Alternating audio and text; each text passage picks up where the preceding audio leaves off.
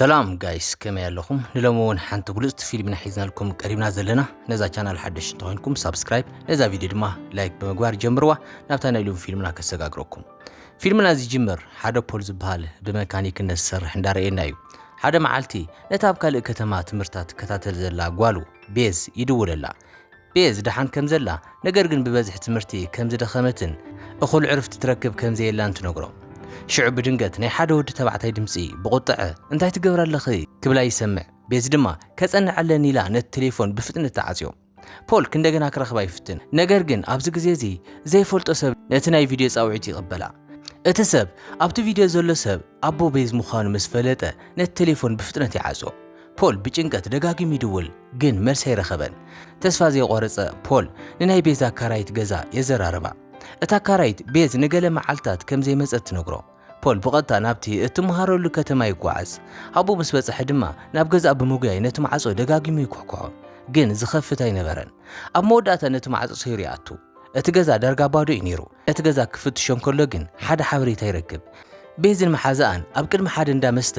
ደው ኢለን ዝተሰኣልኦ ስእሊ ይረክብ ግዜ ከየጥፍአ ነቲ ስእሊ ሒዙ ናብቲ መስተ ቤት ይኸይድ ናብ ውሽጢ ኣትዩ ነታ መሳሰይት ንቤዝ ሪኣታ እንተኾይና ይሓታ እታ መሳሰይት ግን ገለ ነገር እንተዘይኣዚዙ ከም ዘይትምልሰሉ ትነግሮ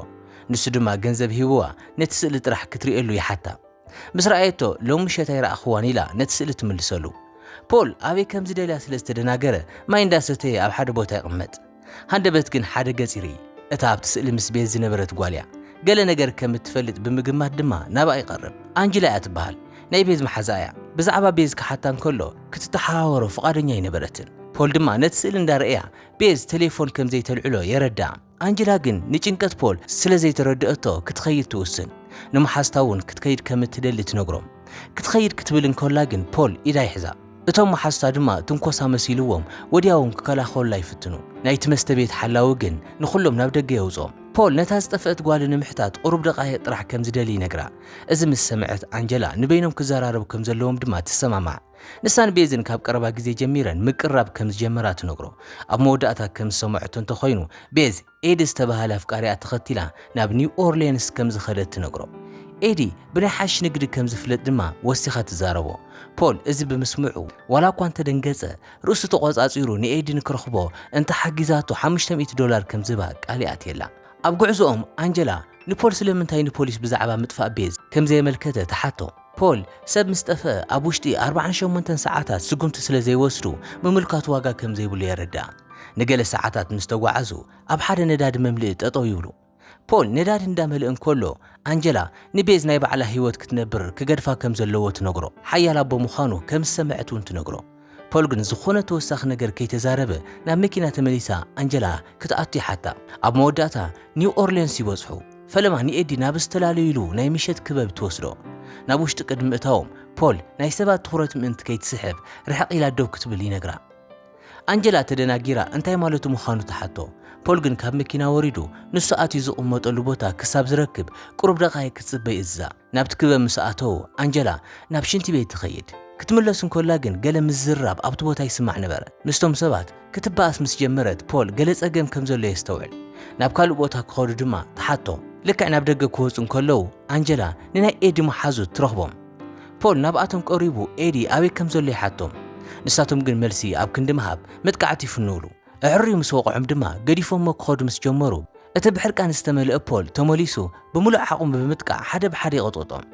ቅድም ምኻዱ እውን ካብቲ ሓደ ሰብ ቴሌፎን ይምንዝእ ናብታ መኪንኡ ምስ ተመለሱ ፖል ነታ ዝመንዛዓ ቴሌፎን ተጠቒማ ኣንጀላ ምስ ኤዲ ክትረኸብ መልእኽቲ ክሰደሉ ይእዛ ንፖል ክበኣስ ከሎ ዝረኣየቶ ኣንጀላ ፈሪሓ እያ እንታይ ይካየድ ከም ዘሎ ሓተተቶ ፖል ግን መልሲ ንምሃብ ፍቓደኛ ኣይነበረን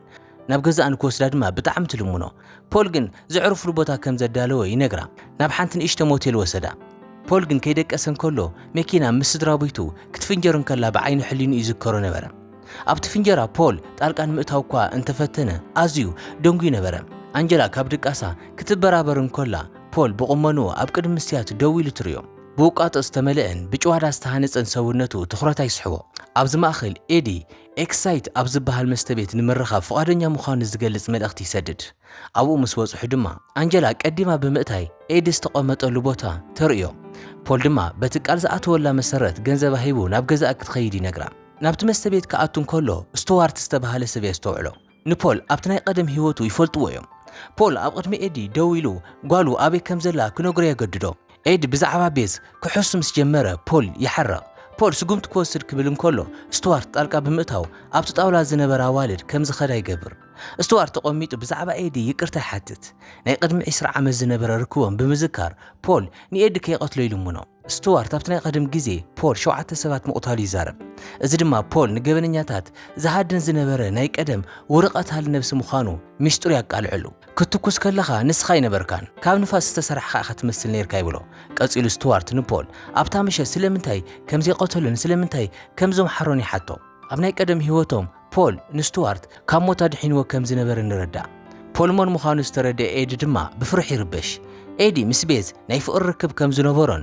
ነገር ግን ንሳ ሄሮይን ወይ ድማ መዕወን ምጥቃም ጀሚራ ከም ዝነበረትን ዘፋርማስ ተባሂሉ ምጽዋዕ ቶኒ ምስ ዝበሃል ነጋዳይ ሓሽሽ ከም ዘላ ይገልጸሉ ዘፋርማስ ተባሂሉ ዝጽዋዕ ሰብ ቶኒ ማርቲኔዝ ዝተባሃለ ሕማቕ ነጋዳ እዩ እዚ ምስ ሰምዐ ፖል ወዲያው ነቲ ሓበሬታ ተኸቲሉ ንምኻድ ይዳሎ ቅድሚ ምኻዱ ፖል ንስቱዋርት ቅድሚ 20 ዓመት ዘይቀተሎ ጥይት ስለ ዝወደእ ጥራሕ ከም ዝነበረ ይነግሮ ኣብቲ ነገናይ እንዳመስተ ድማ አንጀላ ንፖል ክትጽበዮ ይረኽባ እታ መኪኖም እንዳዘወሩ እንዳኸዱን ከለው ድማ ኣብቲ ከባቢ ተሓቢኦም ዝነበሩ ክልተ ሰባት ክስዕዎም ጀመሩ እዞም ሰባት እዚኦም ኣብታ ከተማ ኣዝዩ ሓያል ካብ ዝኾኑ ናይ ገበነኛታት ሓላፊ ሓደ ብዝኾነ ኦማር ዝምርሑ ኣባላት ጉጅለ እዮም ኦማር ንፖል መን ምዃኑ ምስ ፈለጠ ኣዝዩ ተቆጥዐ ንዝሓለፉ 20 ዓመታት ኣብ ፖል ዝጸንሕ ናይ ውልቂ ቅርሕንቲ ነይርዎ እዩ ማርክ ንዝተባሃለ ሰብ ንፖል ደልዩ ብሂወት ከምጽኦሉ ይእዞ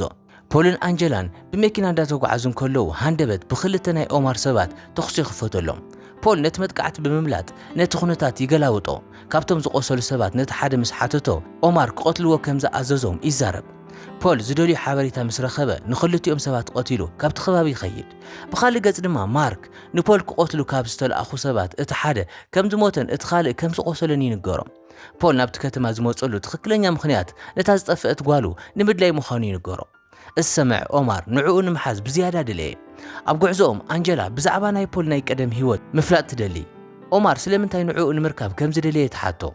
محتاج كم زي تقوارز ترد بول دما أب موداتا أتحايك إنقرا ناي قدم ناي قودنا شفتا كم زي نبرن لحار دما بمنقست ملميلو ناي ما فيها مرحتي زقات تلسب كم زي نبرن يا ردام كدما عامتات نو عمر قتلو تلقو توهيبو نيري እተትልሚ ኣብ መኪና ቦምብ ብምትኻል ምፍንጃር ዋላ እኳ እንተነበረ ኣብታ መዓልቲ እቲኣ ግን ናይ ኦማር ሰበይቲ ንውላዶም ናብ ቤት ትምህርቲ ንምውሳድ ነታ መኪና ተጠቐመትላ ፖል ከድሕኖም ዋላ እኳ እንተፈተነ ኣዝዩ ደንጉ ነበረ ኣብ ቅድሚ ኦማር ናይ ክልቲኦም ህይወት ጠፈ ካብታ መዓልቲ እቲኣ ጀሚሩ ናይ ገመን ስምዒት እንዳተሰምዖ ጸኒሑ ሓድሽ ህይወት ንምጅማር ድማ ክጠፍእ ወሰነ ሕጂ ግን እንኳ ዕላምኡ ቤዝ ንምርካብ ከም ዝኾነ ንኣንጀላ ይነግራ ኦማር ቅድሚ ምርኻቡ ንሱ ክረኽባ ይግባእ ናይ ኦማር ሰባት ንኽልቲኦም ክቆትሉ ከም ዝፍትኑ ንኣንጀላ ይነግራ ነታ ዝረኸባ መኪና ምስ ኣስተኻኸለ ሳም ዝተባሃለ ናይ ሆቴል ወናኒ ዝኾነ ናይ ቀደም መሓዙ ንምርካብ ይኸይድ ኣብ ናይ ሳም ሆቴል ምስ በጽሐ እቲ ዝኾነ ነገር ኩሉ ንዕኡ ይነግሮ ሳም ድማ ቶኒ መን ምዃኑ ይፈልጥ እዩ ብዛዕባ ንሱ ሓድሽ ሓበሬታ ሃቦ ፖል ሕጂ እውን ናይ ጦር መሳርሒ ድንኳን ዝነበሮ ናይ ቀደም መሓዙ ክበጽሕ ይኸይድ أبو مسبز حدما أتسبعي كم زموتن أتدنكوان دما بفرانك استبهال ودو يمرح كم زل يردا بول تعاطيون تداليون هو تكاد حنزخ الحبريتا كم زلوا بممثال نابجوزاتوني خيد نابوش تقدم أتاو أتم حلوتي مسارحي قبلوه بزح كيس أنها بول نتوني رخبو قالوا أبي كم زلا كنقرو يجددو توني دما كم مستن العلي حشش بموسادة رأساس حيتا نابزنا بروت الكفلي وسرو ፖል ንኦማር ሕሊፉ ንምሃብ ድማ ከም ትሕጃ ይጥቀመላ ነበረ ነገር ግን ፖል ተሞሊሱ ብምጥቃዕ ንቶንን ሰባትን ቀቲሉ ምስ ጓሉ የምልጥ ድሕሪ ቁሩብ ደቃይቕ ጸኒሑ ድማ ማርክ ናብ ገዛቶን ምስ በጽሐ እቲ ቦታ ዓንዩን ፖል ኣምሊጡን ይረኽቦ ኣብዚ ማእኸል ፖል ብተኽሲ ዝበጽሖ መጉዳእቲ ንምሕካም ናብ ሆቴል ሳም ይምለስ ማርክ ፖል ኣምሊጡ ኣብ ሆቴል ሳም ከም ዝተሓብአ ንኦማር ይነግሮ ኦማር ብወገኑ ብቁልጡፍ ንክሕዝዎ ይዞም ኣብቲ ናይ ሳም ሆቴል ድማ ቤዝ ክትበራበር ኮላ አንጀላ ኣብ ጎና ረኸበታ ፖል ድማ ናብቲ ዓራት መጺኡ ድሕሪ ሓጺር ግዜ ናብ ገዛ ከም ዝምለሱ ቃል ኣትወላ ቤዝ ድማ ብጣዕሳ ተመሊኣ ይቅርታ ተሓትት ፖል ግን ዝኾነ ቅርሕንቲ ከም ዘይብሉ ይነግራ ንሱን ቤዝን ናብ ገዛ ንምኻድ ክዳለውን ከለው ፖል ድማ ንኣንጀላ ንኽትኸይድ ይነግራ ነገር ግን ቅድሚ ምኻዶም ማርክን ሰባቱን ነቲ ሆቴል ከቢቦም ተኽሲ ይኸፍቱ ኣብቲ ዕግርግር ማእኸል አንጀላ ተታሒዛ ትውሰድ ድሕሪ ዝተወሰነ ጻንሒ ድማ ብመኪና ተመሊሳ ትመጽእ ሳም ኩነታት ንምቁንጻር ድሕሪት ምስ ቀረየ ፖል ምስኣ የምልጥ ኣብ መንገዲ ፖል ናይ መወዳእታ ውግእ ንምድላው መሳርሒኡ ንምሕዳስ እንደገና ናብ ናይ ፍራንክ ድንኳን ይኸይድ ኣብዚ ማእኸል እዚ ቤዝ ናብ ኦማር ትውሰድ ኦማር ምስ ኣቦኣ ሓቢሮም ይሰርሑ ከም ዝነበሩን ኣቦኣ ኩሉ ነገር ከም ዝመንዝዖን ይነግራ ኣብቲ ዝዘራርብሉ ዝነበሩ እዋን ብኣደንዛዘ ሓሽሽ ከም ዝደንዘዘት የስተውዕል ፖል ድማ ሙሉእ ብምሉእ ተዓጢቑ ብቐጥታ ናብ ዋና መደበር ኦማር ይኸይድ ብዘይ ዝኾነ ምምንታእን ፍርሕን ንኹሉ ነገር ንሓንሳብ ንምወዳእታ ንምውዳእ ንበይኑ ናብቲ ህንፃ ይኣቱ ንሰባት ኦማር ሓደ ብሓደ ይውድኦም ኣብቲ ህንፃ ውሽጢ ፖል ኣብ መወዳእታ ኦማር ንቤዝ ብምርኮኛ ገይሩ ሒዝዋ ይረኽቦም ፖል ቤዝ ምስ ናይ ቀደም ታሪኾም ዝኾነ ርክብ ከም ዘይብላ ብምግላጽ ክለቃ ኢሉሙኖ ብስቕታ እንዳተቃረቦም እንከሎ ማርክ ድማ ሃንደበት መፂኡ መጥቃዕቲ ይፍንወሎም ፖል ዋላ እኳ እንተቆሰለን እንተደኸመን ንማርክ ስዒሩ ቀተሎም ኣብ መወዳእታ ኦማርን ፖልን ፊት ንፊት ተራኸቡ ኦማር መሳርሒኡ የልዕል ነገር ግን ፖል ብፍጥነት ምላሽ ብምሃብ ቀዲሙ ብምትኳስ ንኦማር ኣብኡ ብቁልጡፍ ይቆትሎ እቲ ሓደጋ ኣብ መወዳእታ ምስ ኣብቅዐ ቤዝ ናብ ፖል ትጎይ ንሱ ብኸቢድ ቆሲሉ እዩ ነገር ግን ንሳ ደጊፋ ተተንስኦ ኣብ ደገ አንጀላ ብመኪና ትጽበዮም ነበረት ሰለስቲኦም ድማ ናብታ መኪና ኣትዮም ሓቢሮም ይኸዱ እምበኣር ክቡራት ተኸታተልትና ታሪኽና እንተፈቲኹማ ላይክ ግበሩ በብመዓልቱ ብሓድሽ ፊልም ክንራኸብ እንተኾይና ድማ ሳብስክራይብ ብምግባር ቤተሰብ ኹኑ ናይ ሎሚ ዝነበረና መደብ ነዚ መስል ነይሩ ክሳብ ብኻሊእ ፊልም ረኸብ ሰናይ ቀን